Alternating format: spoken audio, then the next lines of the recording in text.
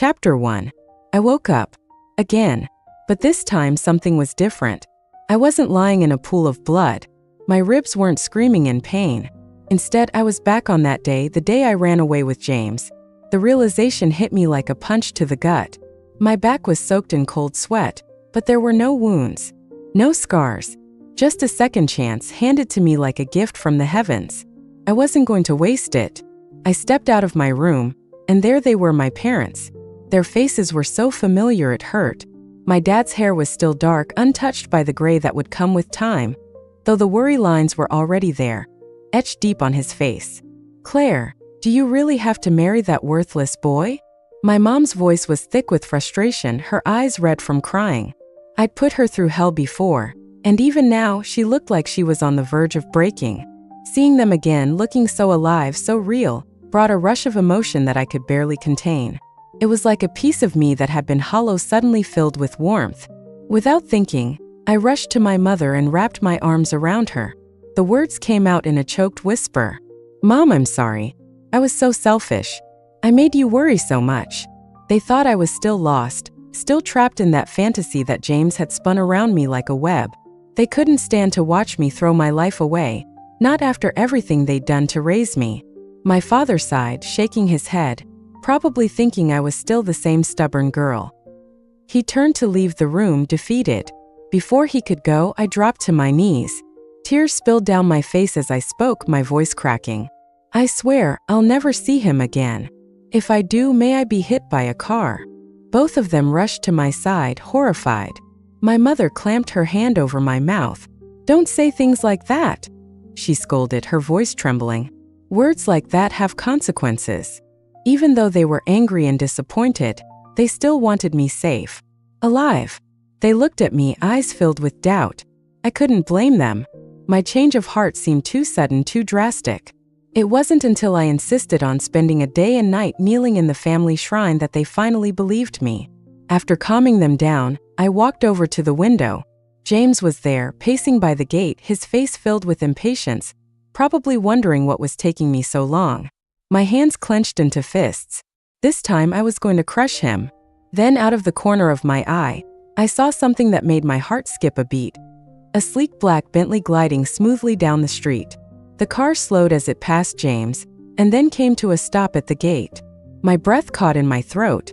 Ethan stepped out, his polished shoes clicking against the pavement. His sharp, chiseled features were partially hidden in the shadows, but there was no mistaking him.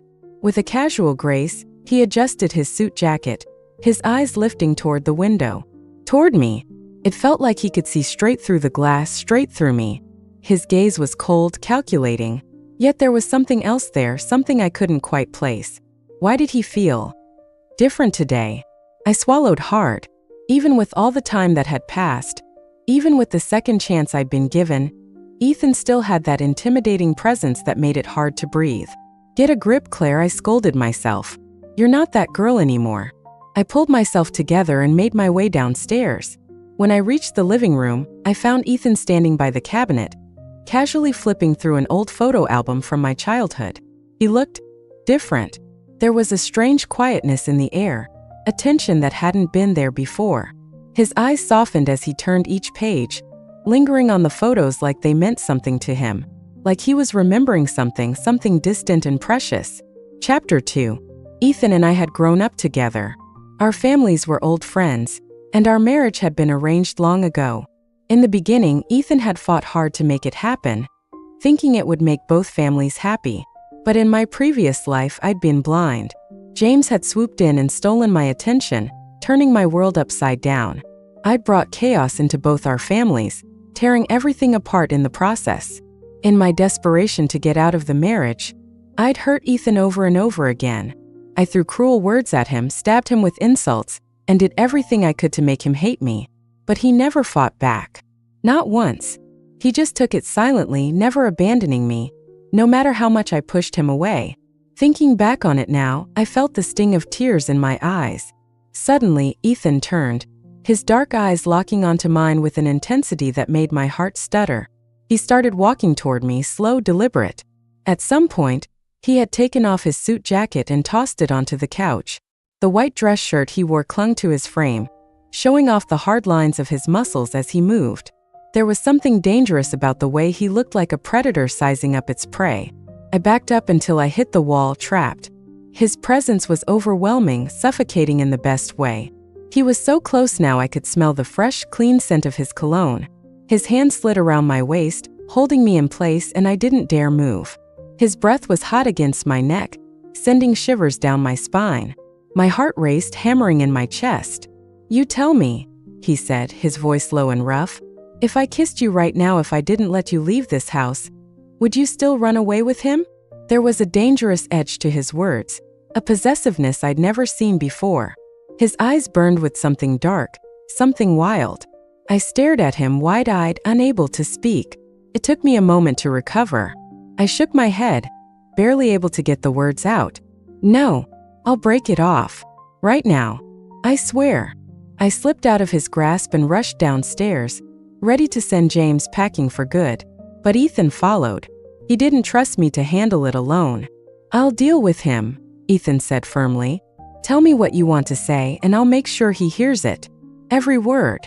There was no room for debate in his tone. His eyes dared me to argue.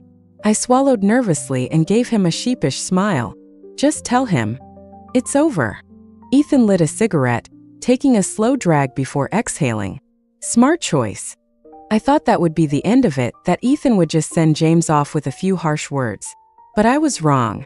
By the time Ethan's men were done with him, James had multiple broken bones. The doctors said he might never walk again. Things had spiraled far beyond my control.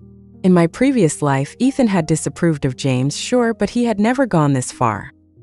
He had always kept his distance, cold but never cruel. As I tried to make sense of it all, my phone rang. Fiona's voice chirped through the speaker, sticky sweet as always. "Claire, why didn't you visit James yesterday? Did you know he's in the hospital? You need to come see him right away." "He's devastated." I rolled my eyes and answered calmly, "It's over. Whatever happens to him now has nothing to do with me." There was a stunned silence on the other end of the line. Then Fiona's voice shot up in disbelief. "What? I went through so much trouble to help you too. And now you're just going to break his heart?" I didn't bother responding. I hung up and leaned back in my chair, admiring my freshly painted nails. This time, no one was going to take what was mine. Chapter 3. In my last life, every time I put on something nice or got my nails done, James would always find some way to ruin it. Looking back, I can't believe how I let him get away with it. But back then, I was so lost in those cheesy campus romance novels that I genuinely thought he was my knight in shining armor. Now, it's ridiculous. I could laugh at how foolish I was. On my very first day of college, I was completely shut out. No one wanted to talk to me, and I felt isolated from the start. It was brutal. So when Fiona showed up, acting like my best friend right when I needed anyone, I clung to her. I was desperate to prove I wasn't some invisible loser and that I had value. She swooped in like a savior with sweet words and understanding smiles, and for a while I actually believed she cared. I thought she was my lifeline, the one person who saw me when no one else did. But Fiona? She was never really on my side. She had this way of subtly dragging me down, making herself look better in front of others by constantly putting me down. It was little things, but they added up. Before I knew it, my reputation had tanked, and I couldn't figure out why everyone seemed to dislike me. Now, with the benefit of hindsight, I see it all so clearly. I wasn't the problem. Fiona was. And the people around me, they were just too small-minded to see me for what I really was. I didn't fit in because I wasn't meant to. I was a swan and they were just chickens pecking at the ground. I don't need anyone to validate me. My worth doesn't come from others, it comes from me.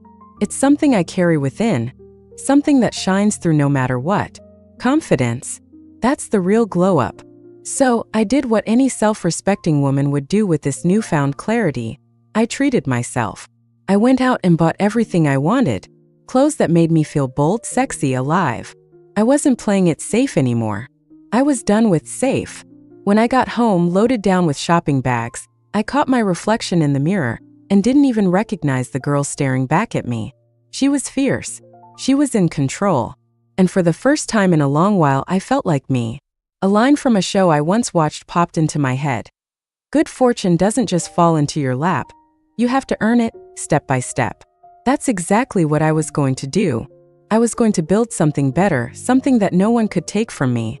Feeling pretty pleased with myself, I called for my parents as I stepped into the house. No answer. The place was eerily quiet. I shrugged it off, figuring they were just out, and headed upstairs to drop off my bags. But when I reached my room, I froze in my tracks. A pair of men's shoes sat by the door. A chill ran down my spine. I knew those shoes. Ethan. I pushed open the door and sure enough, there he was, standing on the balcony, phone in hand, deep in conversation. He must have sensed me because he turned, his eyes meeting mine for a brief moment before he quickly ended the call. For a second, he just stood there like he wasn't sure what to do. Then, without a word, he grabbed his jacket and left in a hurry. I watched him go, confused. His ears were bright red, almost like he was embarrassed about something. I laughed to myself.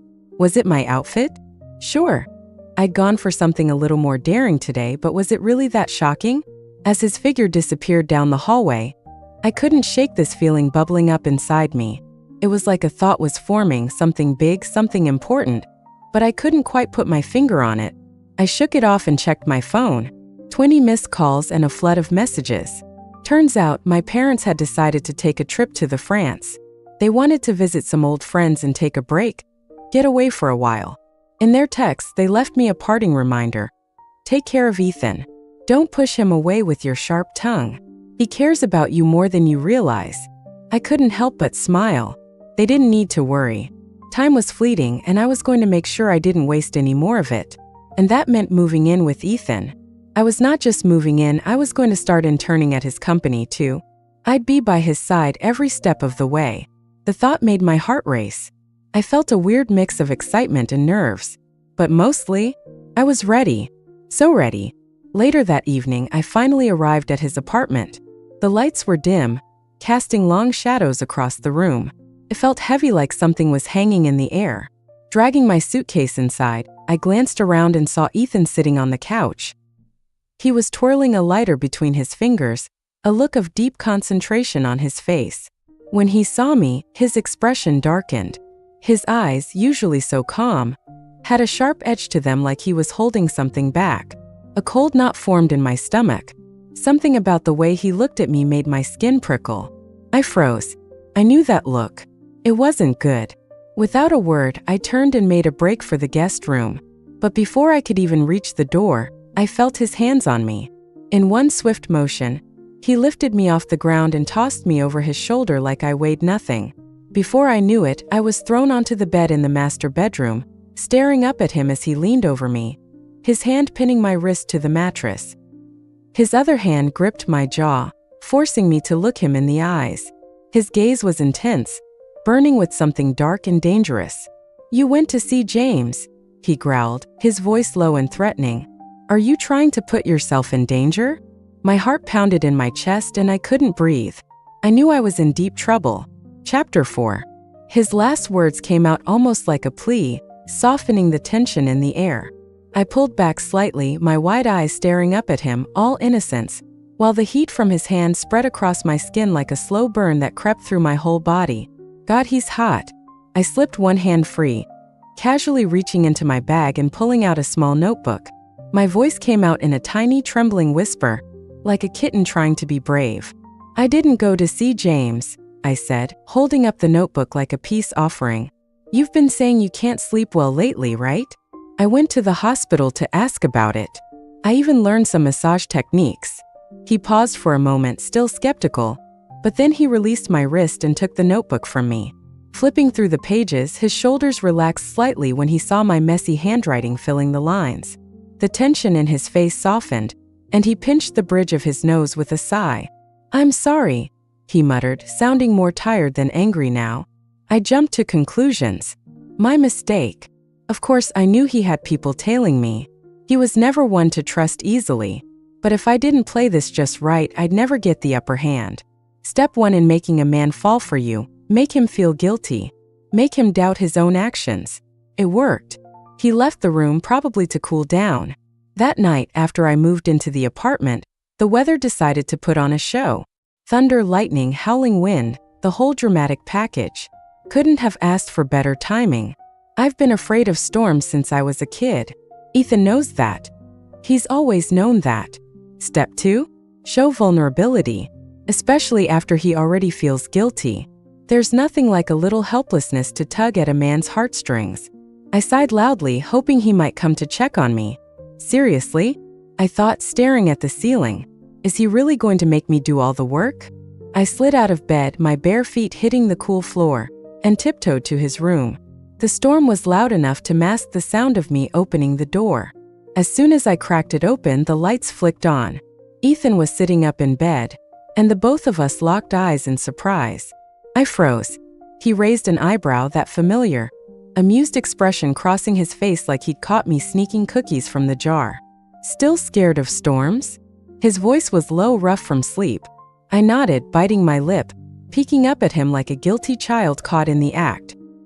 He sighed long and deep and then, without a word, lifted the blanket, inviting me in. I didn't need to be asked twice. I slipped under the covers, curling up on my side, half my face buried in the blanket. I didn't say anything. I just stared at him with wide, unblinking eyes. It didn't take long for him to catch on.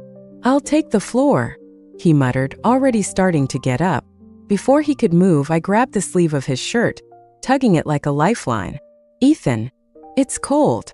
His jaw clenched, and for a second I thought I might have pushed him too far. But then, with a resigned sigh, he settled back onto the bed. As soon as he lay down, I scooted closer, pressing my body against his like I was trying to soak up all his warmth. And let me tell you, this man's body was something else. Hard muscle, broad shoulders, and a warmth that made you want to never leave. My hand started to wander, sliding down his chest, fingers brushing the hem of his shirt. I slowly lifted it, letting my fingers graze the hard ridges of his abs. Just as I was about to explore a little further, his hand shot out, grabbing mine in a firm grip. His eyes were dark, almost dangerous, as he looked down at me. "Claire," he said, voice low and warning, "if you keep this up, I can't promise I'll be able to stop." That's kind of the point, I thought, fully aware of what I was doing. But then out of nowhere he asked, "Were you like this with James too?" The question hit me like a punch to the gut. I looked up at him, and the heat in his eyes was gone, replaced with something cold, distant. I didn't answer. What was the point? Defending myself would only make me look guilty, and silence was better than trying to explain something that didn't need explaining. He let go of my hand, and I slipped out of bed, not looking back. The cold floor made me shiver as I padded back to the guest room. This guy, if he thought I was just going to roll over and give up, he had another thing coming. Chapter 5. He's clearly crazy about me, yet he's still pretending to play the whole "I'm too pure for this" act. Honestly, it's almost cute. Lying back on the guest's bed, I stared up at the ceiling, my mind wandering. I must have been halfway to falling asleep when I heard the soft creak of the door opening. I quickly shut my eyes, pretending to sleep, curious to see what he was up to. A few moments later, I felt myself pulled into a warm, solid embrace. His arms wrapped around me, strong and comforting.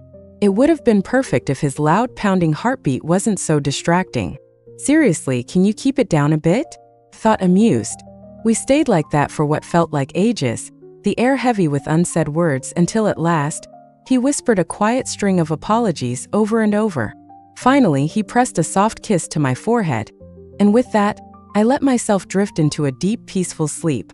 When I woke up the next morning, he was already gone. I stretched lazily, reaching for my phone.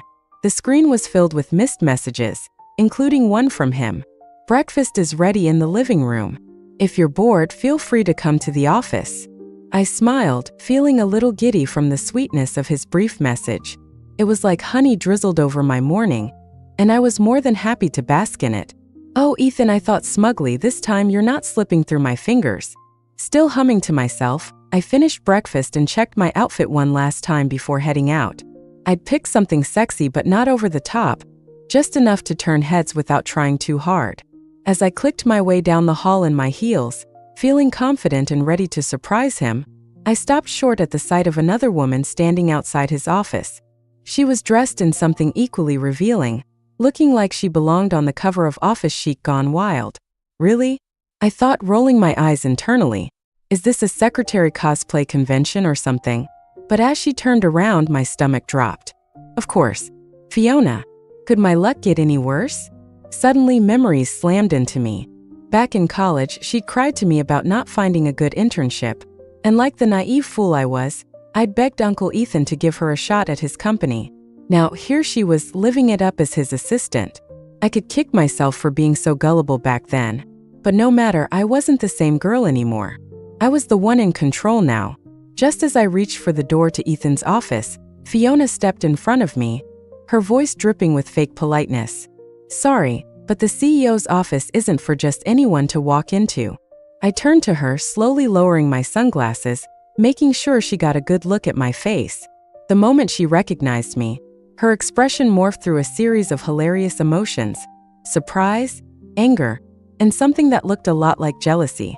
Fiona grabbed my arm, her nails digging in slightly. What are you wearing? You know Ethan doesn't like girls dressed like this. Go change and then visit him in the hospital. Her grip was tight enough to leave marks, but there was no way I was going to let her drag me anywhere. Yet she kept pulling, her nails biting into my skin as she tried to steer me toward the elevator.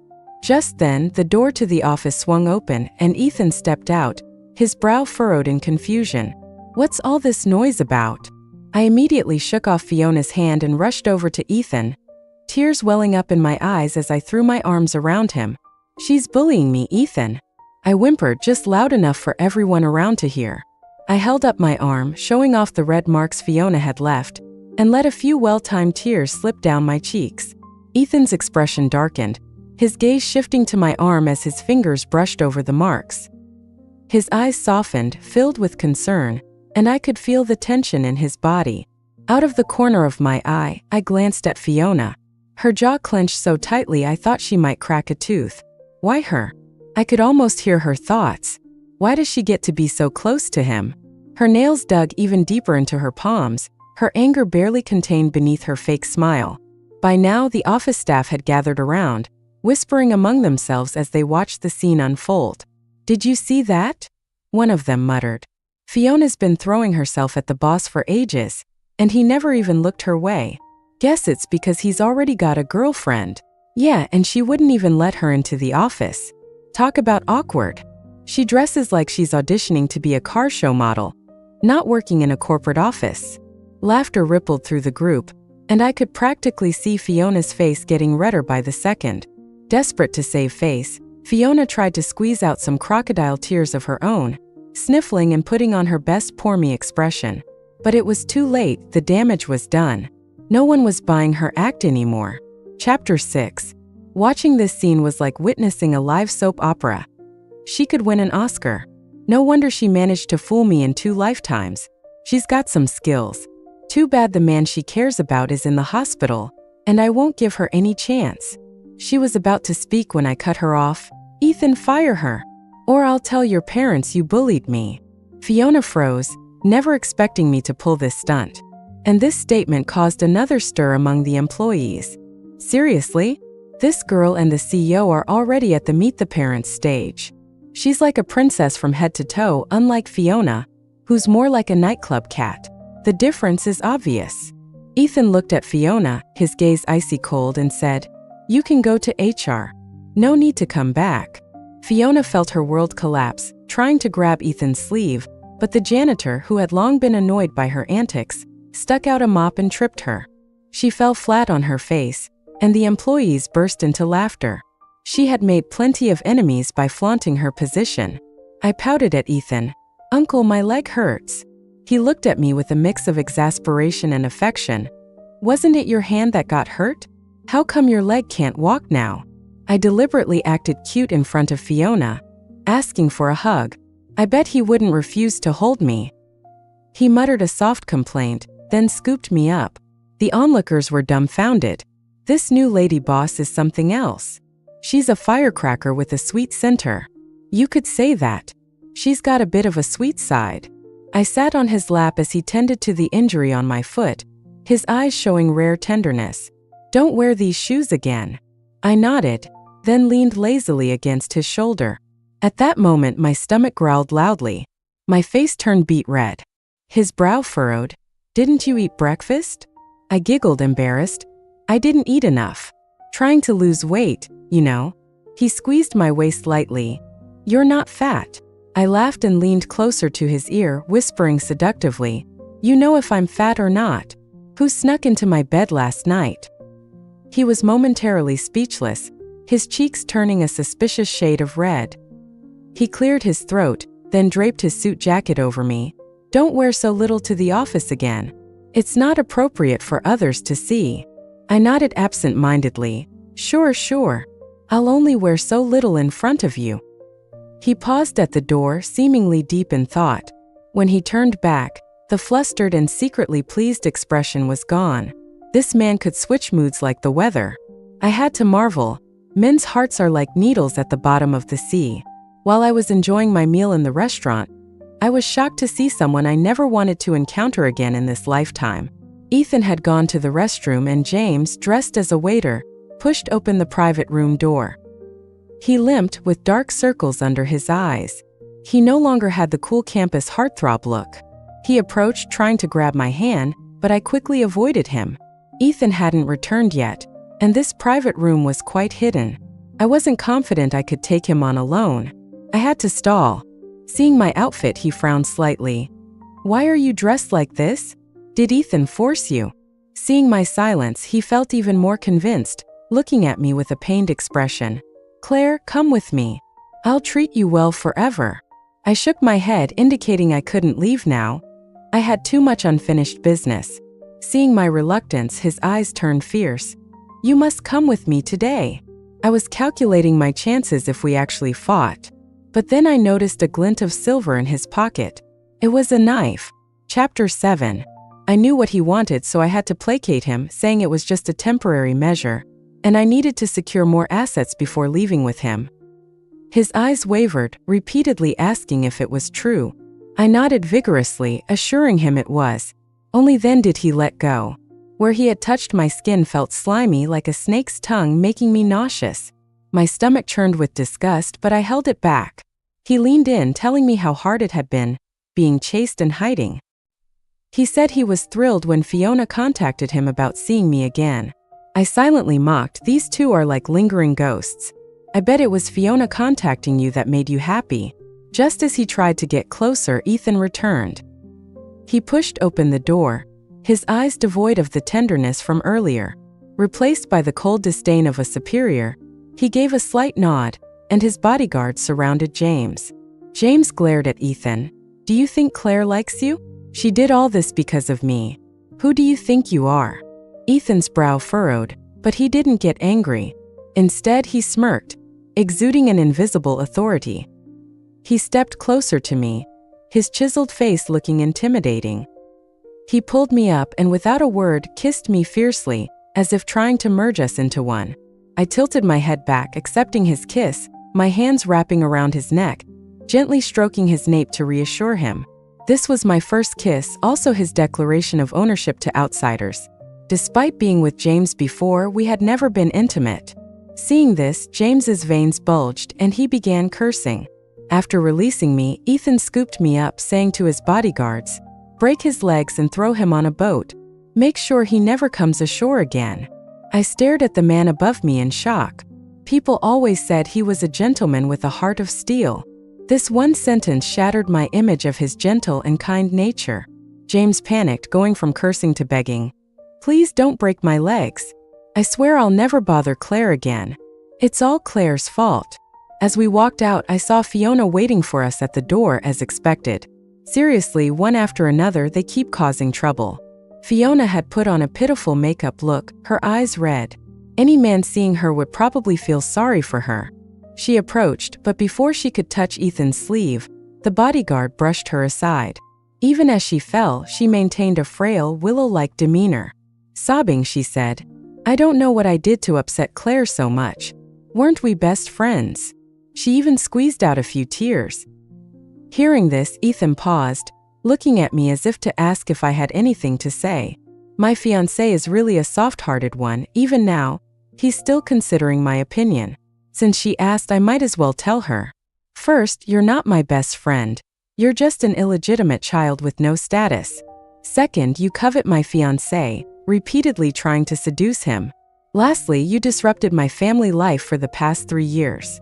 No amount of makeup could hide her face turning pale and then green. She never expected the once easily manipulated me to become so assertive. She wanted to say something more, but Ethan simply carried me away. He placed me in the back seat of the car, and the atmosphere inside was tense. Chapter 8. I watched his tense profile, guessing he was worried about my earlier words. I. We spoke at the same time. Feeling playful, I said, "You first." He hesitated. "When I got back, the door was locked. I came late and made you afraid." "I'm sorry." For a moment I was stunned, but his words, like sweet honey, flowed into my heart. I smiled, moving closer to him and wrapping my arms around his neck. You hadn't arrived yet, and I noticed he had a small silver knife in his pocket, so I didn't dare make a move. I had to say nice things to stall him. I didn't know how much of our conversation he heard at the door, but when he broke in, I saw panic and heartbreak on his face. If I didn't clear this up, he would silently suffer for a long time. Hearing that James had a knife, he went from shocked to furious. How dare he? If anything had happened to you, I put my hand on his lips, shaking my head gently. There's no if. Nothing will happen to me. With you protecting me, I'll be safe.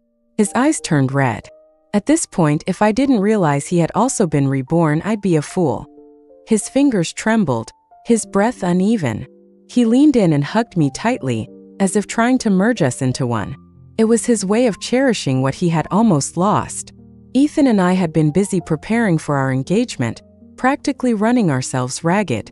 One night, lying in bed, I couldn't sleep. I tugged at his sleeve. "Hey, have you been in love with me for a long time?" He was still working, typing away on his laptop. He absent-mindedly replied, That wouldn't do for me." I climbed onto his back, drawing circles on his ear. "Do you know my nickname?" His typing paused for a moment, then he softly said, "Claire Bear." As soon as he finished speaking, I kissed his cheek. He froze, then realized the pun, and a smile spread across his face. He pinched my hand, asking if I was tired. I shook my head, saying no, but I wouldn't last long. My head bobbed on his shoulder. I couldn't fall asleep. I had a surprise to give. I had browsed different sites for fun outfits, and the one I wore was the most flattering. Thinking back to the scandal with Ethan last week, even though he reassured me it was a misunderstanding, I was hurt. So no turning back. I took off my robe, climbing into his lap, straddling him. He glanced at me, his eyes narrowing, his breath growing hotter. Wearing his gold-rimmed glasses, he looked incredibly alluring. He cursed softly, "Little minx." Then he grabbed me by the waist and laid me on the bed. His eyes were filled with emotion, and finally he couldn't hold back. One hand cupped my head, kissing me fiercely. "Keep tempting me then."